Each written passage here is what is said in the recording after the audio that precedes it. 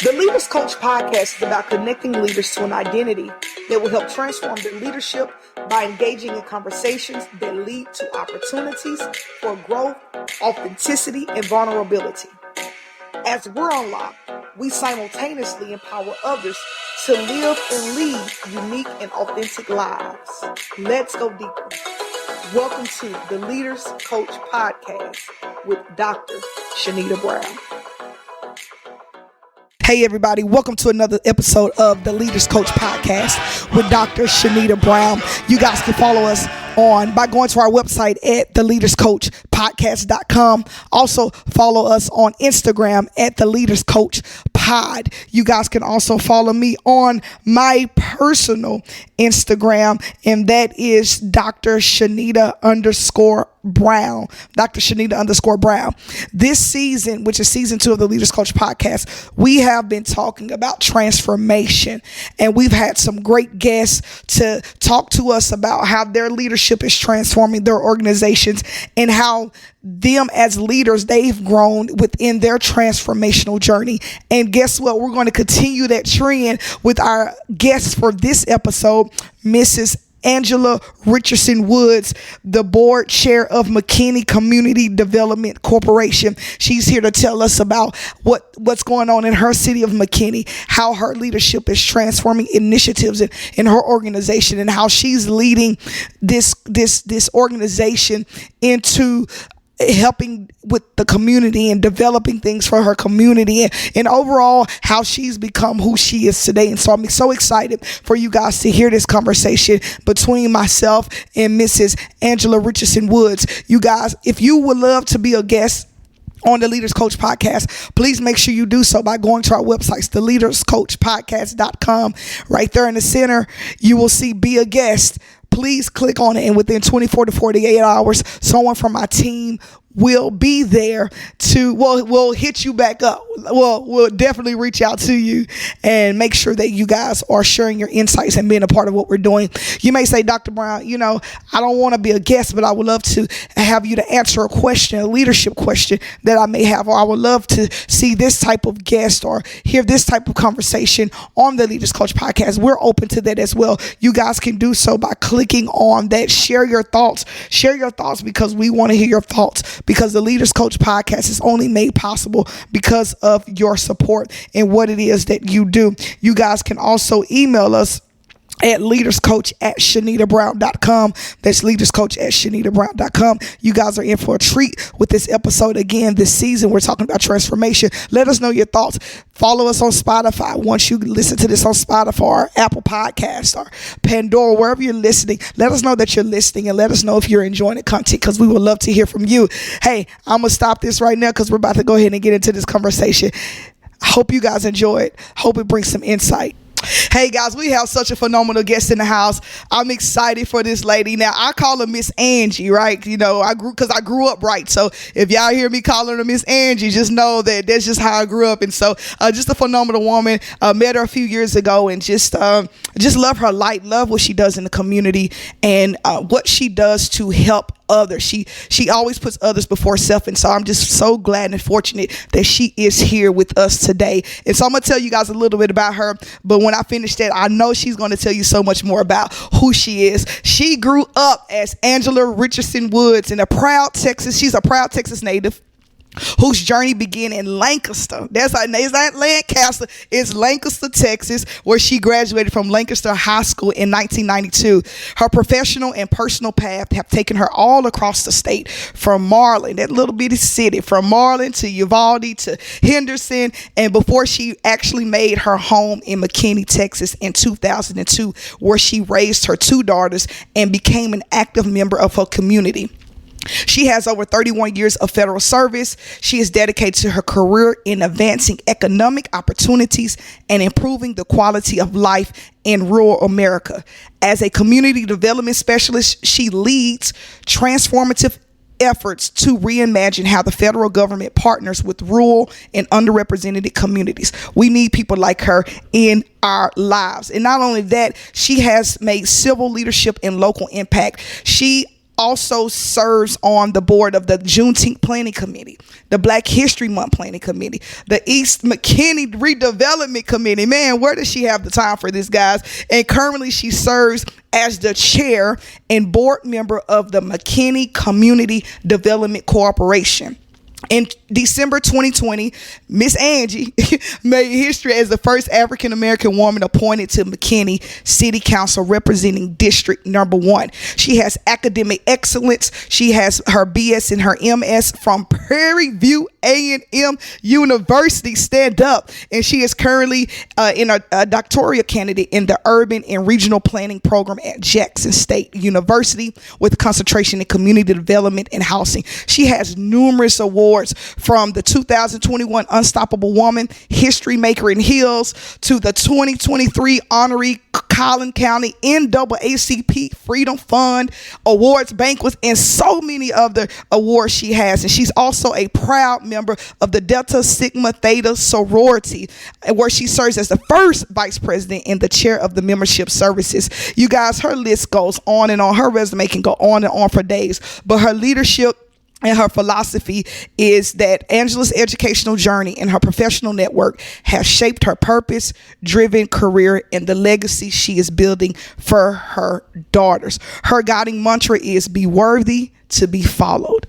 I'm telling you guys, Miss Angie is a force to reckon with. She is the best. Y'all know I only bring the best to this coach. So with all that being said, ladies and gentlemen, boys and girls, whatever, put your hands together for none other than the one and only Miss Angela Richardson-Woods. How are you? Hello. Ooh, that was a lot. Yes. Thank you so much, Dr. Brown, for inviting me. It is really my honor just seeing your journey and your walk.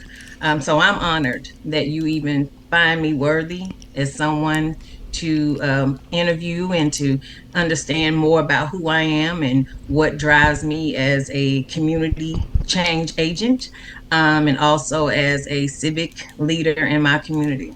Yeah, of course. Thank you so much. Yeah, you're welcome. With a bio like that, man, you know, when I grow up, I want to be just like that, just with a bio like that, and everything that you've accomplished. I think that's just so amazing that you've accomplished those things. And some of those things we're rating just being the first, you know, being the first African American woman as the McKinney City Council. So tell us a little bit about that, your transition to being appointed to that position. Awesome. Thank you. So in 2018, I was appointed to the McKinney Community Development Corporation by City Council. Those appointments and boards of commissions are appointed by the City Council. So I had been serving in that capacity around 2020. Our city was going through some transitioning of leadership. And at the time, our then District 1 representative, there were things that were happening in that the city was going to have to basically do a replacement of that district seat. So around December of 2020, I was approached to consider. Not just me, we have amazing leaders in our city. So myself and some other people were consider, if it happens, if they had to put a new representative, if I would consider. I prayed about it. Mm-hmm. Talked to my daddy about it. Mm-hmm. Talked to my children about it. Yeah. Because I know when you get into those spaces, it wasn't going to be just about me. Mm-hmm. I was then going to be representing my name, my father's name, my city, my children, my community of, Lancaster, my church. So I went to my pastor. I prayed with my pastor and the leader that our pastor, of our church, because I understood that this was really a big deal. Mm-hmm. And so when I was asked, I said, okay, then I had to come and ask, if not me, then who? Mm-hmm. That was something I never inspired or expect to be. Yeah. I just want to be a civic leader and do what I can. But I prayed about it, and mm-hmm. God kind of, allowed me to say, do it. If you're considered, if you are asked, do it. And so when they decided, the city council, the mayor and the council members reached out to me because I was a District 1 resident. I said, okay. Yeah. At the time, I did not know. I know at that time we had only had 2 African American city council representatives, and they were both men, both African American men. I was not aware of that. I knew that, but I didn't know that a woman had never served on council, a black African American woman. I did not find out until my swearing in. And I was sitting there with my daughter, and one of the residents got up and provided comments. And when she made those comments, I think I had chills through my body. And I was like, oh, wow. Because then I realized this was so much bigger than me. I was now becoming a representative for all African American women. I was then becoming a representative of all minority women at that time. And so it hit me like, wow, this is really a big deal. And it was an honor. And I did not take it for granted because there are many people that they could have selected and considered to serve in that role. And it was a temporary appointment until we had got to our elections in May of 2021. So it was about probably six months that I served in that capacity. So at the time I was on MCDC, McKinney Community Development Board. And so they allowed me basically to temporarily come off the board to serve on city council. And then after May of 21, I was allowed, able to go back into that role. So that was also an honor, and I didn't take it for granted as well because they didn't have to. Yeah. Wow. I think that's amazing how you transitioned from one position to another position within these different organizations. And even with that transition, like, who do you feel that the type of woman or the leader that you felt that you had to become in order to be in this position? As you mentioned, like, you didn't do the city council, this wasn't just about Miss Angie. This was about the legacy. It was about your daughters. It was about this. It was about being the first. And so who did you have to become, or what was going through your mind to say, you know what, this shift has to change in my mind in order to be able to serve the way I need to serve in this capacity? So the person I had to become in that role, I was now the representative of District 1, which is predominantly Black and Brown community. A lot of East McKinney, although it does go into some parts of northern west part of McKinney. But I was now the representative and the voice for the meeting for that district. And one of the biggest things that I had to learn is that I had to listen to my constituents, and I needed to understand because I'm representing them. Their needs, not my needs. And so one of the biggest things that came up during my time on the board was a hot topic was the statues. In McKinney, we had a controversial issue with a statue, and there were some that wanted the statue gone because of what it meant to the African American community. And so I had to make a choice and make a decision because it was an issue that continued to kind of get pushed down the road and had not been addressed. And so I had to kind of bring it back to the table and say, we need to make a decision. We can't continue to push this down the road because my constituents depend on me to be their voice. And so when we finally brought it back, had it on the agenda, what do we do? How do we, at that time, the vote was to delay the conversation. And my stance was, why do we keep delaying the conversation? We need to make a decision. Wow. And I knew that I was going to be basically the odd person out. And I knew it, but I had to stand on that. And so when it came forward, do we table it? Because it was table it or make a decision. It was motion was made to table it. I said I don't think we should. So of course my vote was no. Yeah. But amazingly, there were two other council representatives that voted with me, Mm-hmm. although there were still votes to table it. But I had to be that person as being a new council person, a council member. Then you become a target Yeah. Yeah. because immediately after that situation, you start getting the emails, you start getting Mm-hmm. what I call the trolls, you Yeah. start getting, all those things that you hear about Mm-hmm. as you're a leader in a community, but to experience it, Yeah. you know, um, I had to be understand that I couldn't take things personal. Mm-hmm. Mm-hmm. Um, so in those spaces, I wasn't taking it personal. Yeah. It wasn't no really directed at me all the Mm-hmm. time. It could have been directed as an overall situation. So that is what I had to become. I had to become the voice Yeah. of those representatives in Mm-hmm. District 1, the residents, and also a voice for the city, Yeah. because a lot of decisions that we were making, major decisions, financial decisions, I became the voice of how the city and Mm-hmm. how we are going to allocate funding to certain projects, because so that is a large responsibility, Yeah. because if it goes wrong, it's Mm-hmm. your fault.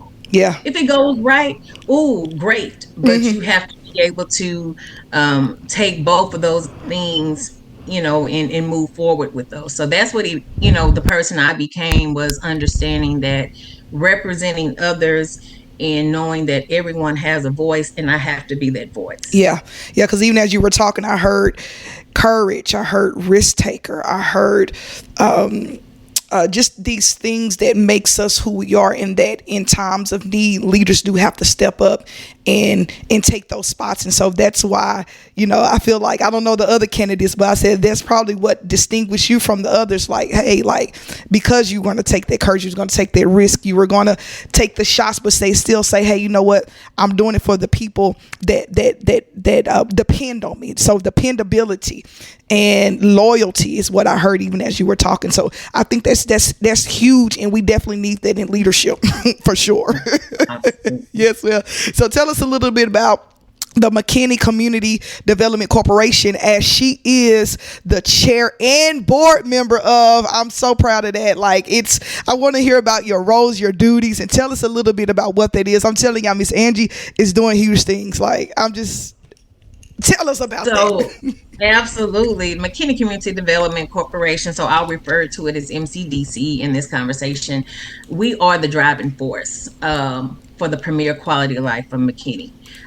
We are we get our funding through a half-cent sales tax from the city, and we split that with the EDC, Economic Development Corporation. And when get those funds, we are able to then pour those funds back into the community through project grants, retail development grants, major projects that we're able to do are parks and open spaces. So we then put that money back into the community in the roles and responsibilities that we have proactively to promote and fund those economic development, cultural development projects, and community development projects. Because what is community development? Mm-hmm. Quality of life. Yeah. So we are trying to improve the quality of life for the city of McKinney residents and those that visit. McKinney is growing. We are becoming a huge tourist attraction. Mm-hmm. Many things are coming to our city, and it's only going to get better. So our role is to preserve the past by planning for the future also. Mm. So we do things in our cultural district, historic district. We provide things and resources to promote that, but we are also looking forward how we can collaborate with the city and other organizations and nonprofits to do things to improve affordable housing, entertainment opportunities. I'll get into some of the projects that we're going to be doing that are coming up that are really huge. But again, just ensuring that we are making McKinney a premier place to Mm-hmm. work, live, play, and visit. That is what we do for MCDC. So my role as chair is that I am I preside over all the meetings. I attend and represent the board at various, board meetings. I open the meetings, I close the meetings. If we are having, if, things like this, if we're having a podcast and they want me to present and represent, I do that. Ribbon cuttings, galas that we attend, our chamber awards, all of those things, signed documents. So some of these huge, huge projects that we're doing, $30 million here and $10 million there, I'm responsible for signing those legal documents and executing those legal documents. So the key thing about, as the board, we have 7 board members. You have 4 officers and then 3 board members. And so to be board member, you have to be nominated by your board. Okay. And so that's a big deal, because you have to have demonstrated, the respect of your board members. You have to demonstrate your leadership in that you understand our task as the board and what our mission is. So I've been grateful and blessed to have served in that role for now 4 years. Wow. As the board chair. And I'm grateful enough that my board members have saw value in what I have brought to that role. So that's how, I represent and speak at events on behalf of the board. So that's kind of what I do. Yeah, I think, man, that's a lot of responsibility right there. You oversee that in projects, and in a sense, I feel like it's something fun. I think that's something that because you get to see the impact of what it is that you're doing. And so what made you you've been involved in community and government for a long time, for years. So what made you get involved in the community, local government? What was that thing that was like you thought to yourself, like, man, I really like this work? So my involvement in communities with my job, I've been working in serving rural communities for, like, say, 31 years.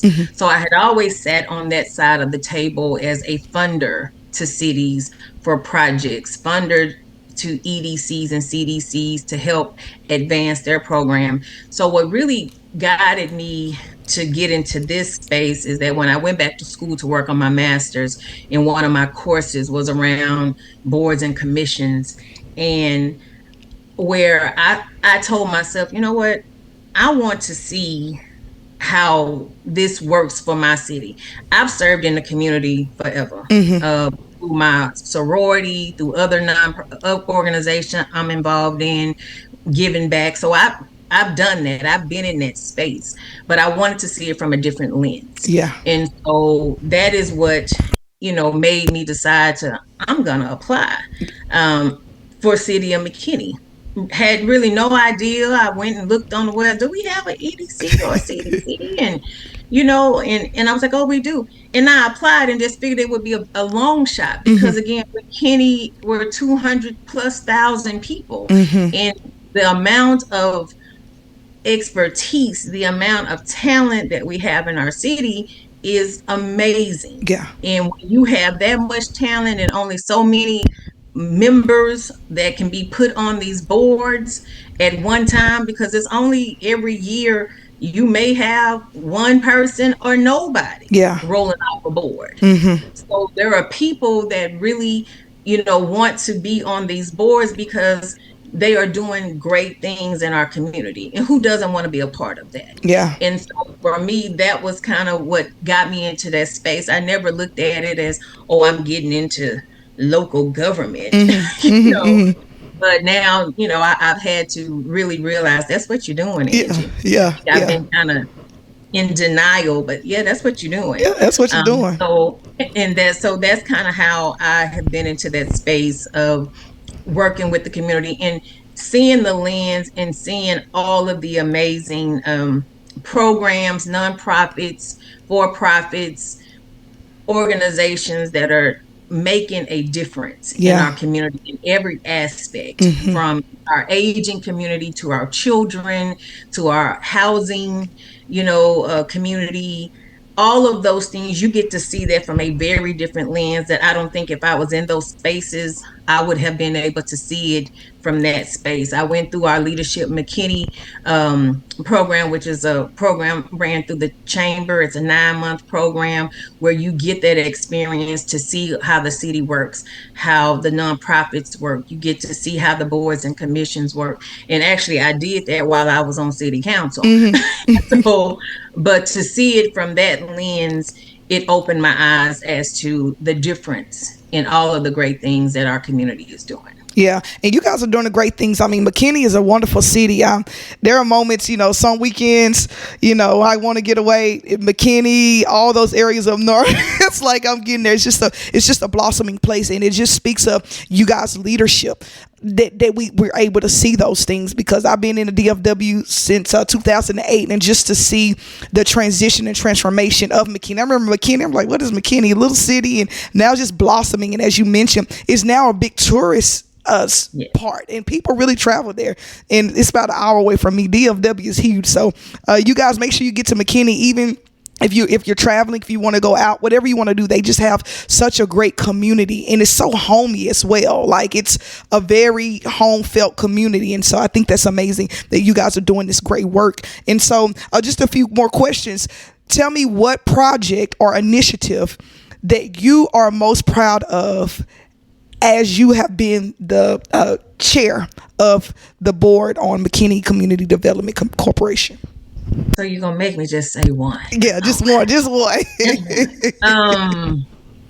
So I'm gonna talk about the one. I'm wearing this hat, and it says East McKinney Learning Garden. Okay. The East McKinney Learning Garden is really a passion, because it's a collaboration between our McKinney Parks Foundation, City of McKinney, and other nonprofit organizations.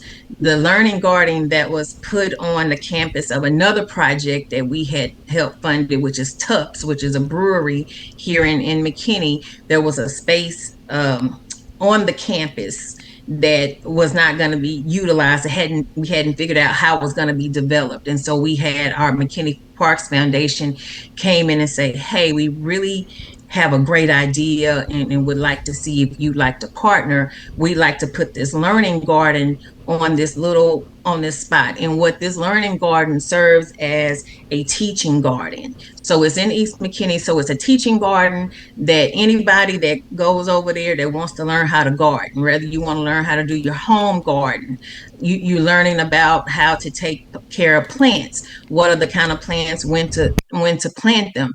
That was the purpose, but it is so much more than that, because it also serves as we have food insecurity. Yeah. In parts of East McKinney. And so it serves as the output of the food that is raised, that is grown in this learning garden. It is an active learning garden. So you have lettuce, you have onions, you have sweet potatoes, all those things. That food is then given to other nonprofits in McKinney. So we have our community garden kitchen that serves hot meals to individuals. We have La Tiendita, which is a nonprofit grocery store in East McKinney, that food goes over there that is then sold at affordable rates and for residents.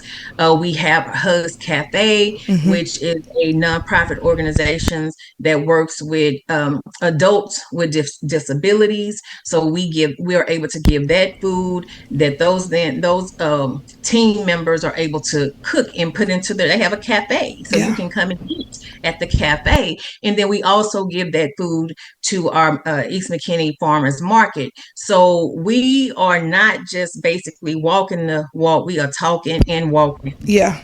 They are doing the work. So it is when you go to Tups just to eat and dine, you can't help but to walk over to the learning garden, because it is eye-catching. You are able to see what is being grown, because they have the labels. And if you decide you want to come over there and you want to get your hands dirty, when the team is there, they welcome that. They have opportunities where they teach people to come and to learn how to garden.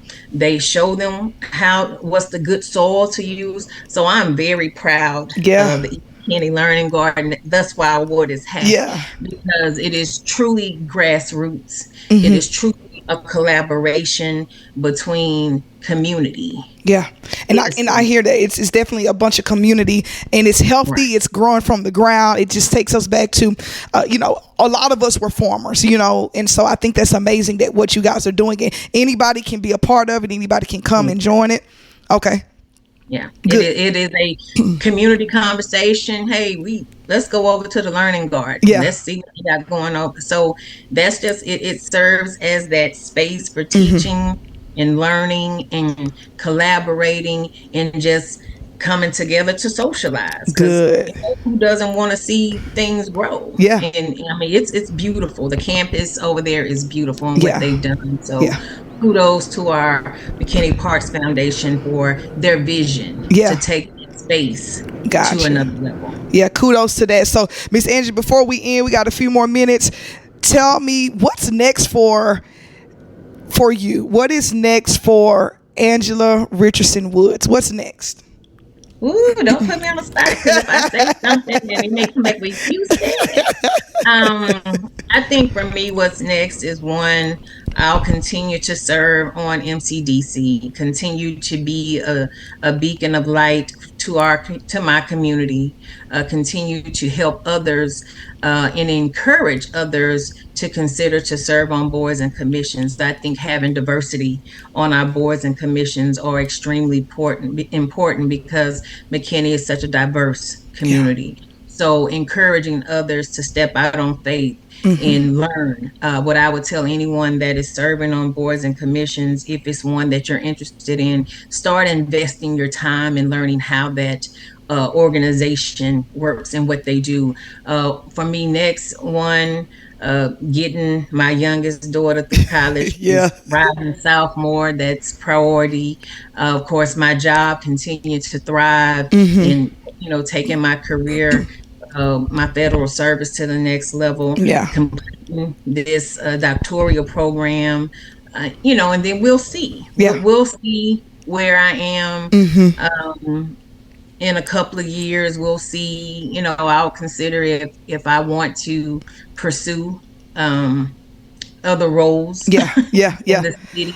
But I think it's just going to really have to determine where I am personally and professionally to decide how I'm going to continue to elevate in my civic journey. Yeah. Well, you know what? I got Miss Angie for governor. That's the next thing I see for you, Miss Angie for governor. She loves the people. She's a people person, and people they follow leaders that they respect. They follow leaders that are courageous. They follow leaders that are risk takers, and they follow leaders that are their voice, and that's so important. So, Miss Angie, thank you so much for being a part of the Leaders Coach podcast with Dr. Shanita Brown. You too can connect with us by going to our website, theleaderscoachpodcast.com. Also follow us on Instagram at the Leaders Coach Pod. Also go to our website. Make sure you follow us on Spotify. Go ahead and comment. If you like this episode, go ahead and comment. Go ahead and be a part of what McKinney is doing. The McKinney Community Development Corporation. You guys can go to their website. So many different things are on there. Hey guys, again, Miss Angie, you've been such a great person.